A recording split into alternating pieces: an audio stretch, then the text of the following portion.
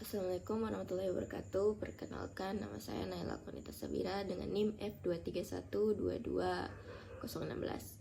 Jadi kali ini saya akan menjelaskan materi tentang perancangan kota oleh Hamid Silvani tahun 1985 yang mengidentifikasikan 8 elemen perancangan kota yang berpengaruh pada wajah kota. Berikut adalah deskripsi yang akan saya jelaskan masing-masing elemen tersebut. Yang pertama, tata guna lahan atau land use.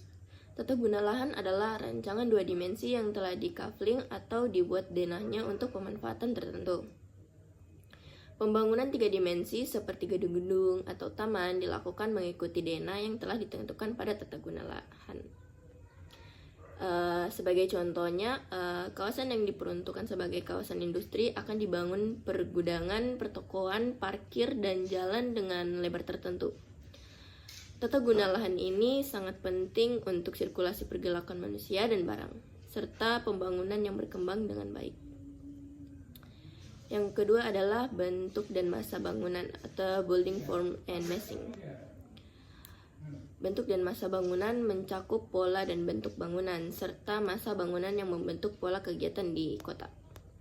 Sebagai contoh, massa perkotaan meliputi bangunan-bangunan, permukaan tanah, dan objek-objek dalam ruang yang dapat membentuk ruang kota dan membentuk pola kegiatan, baik dalam skala besar ataupun skala kecil. Baik, yang ketiga, sirkulasi dan parkir atau circulation and parking.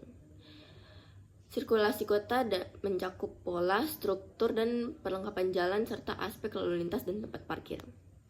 Sebagai contoh, sistem sirkulasi kota harus efektif dan efisien untuk mendukung aktivitas di kota.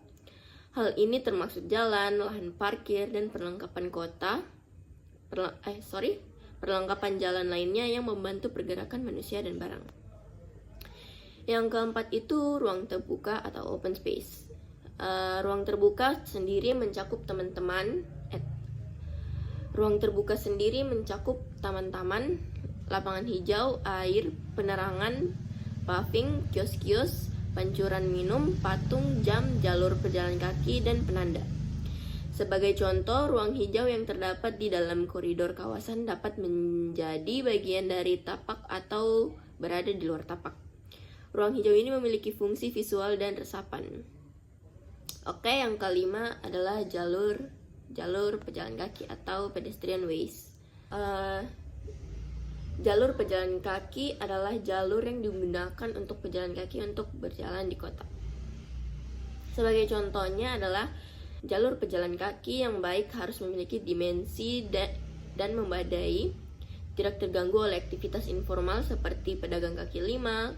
Kondisi ini dapat dilihat dari Jalan Jenderal Sudirman yang memiliki jalur jalan kaki yang kurang memadai dan banyak digunakan oleh pedagang kaki lima. Yang keenam adalah pendukung aktivitas atau activity sport. Pendukung aktivitas adalah elemen yang mendukung aktivitas di kota seperti toko, restoran, dan fasilitas lainnya.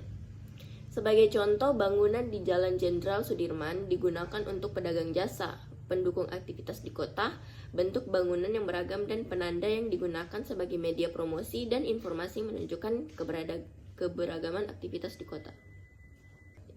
Yang ketujuh adalah elemen penanda. Elemen penanda adalah petunjuk arah jalan yang membantu penjelasan dan navigasi kota. Sebagai contoh, penanda yang baik harus memberikan petunjuk arah yang jelas dan tidak terlalu banyak, sehingga tidak mengganggu tatanan kota. Penanda yang kurang teratur dapat dilihat dari Jalan Jenderal Sudirman yang memiliki bentuk, warna, dan susunan yang tidak teratur. Dan yang kedelapan adalah preservasi atau preservation. Preservasi adalah upaya untuk melestarikan elemen yang sudah ada di kota, seperti bangunan bersejarah atau taman. Sebagai contoh adalah upaya melestarikan bangunan bersejarah atau taman di kota dapat membantu mempertahankan identitas kota dan mengurangi pengaruh pembangunan yang tidak berimbang. Yang contoh yang baik adalah upaya melestarikan bangunan bersejarah di kota tua yang memiliki nilai sejarah dan estetika yang tinggi. Tadi adalah 8 elemen perancangan kota dari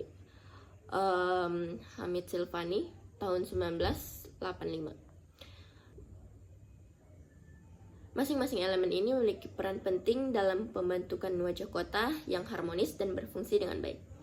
Sekian dari saya. Wassalamualaikum warahmatullahi wabarakatuh.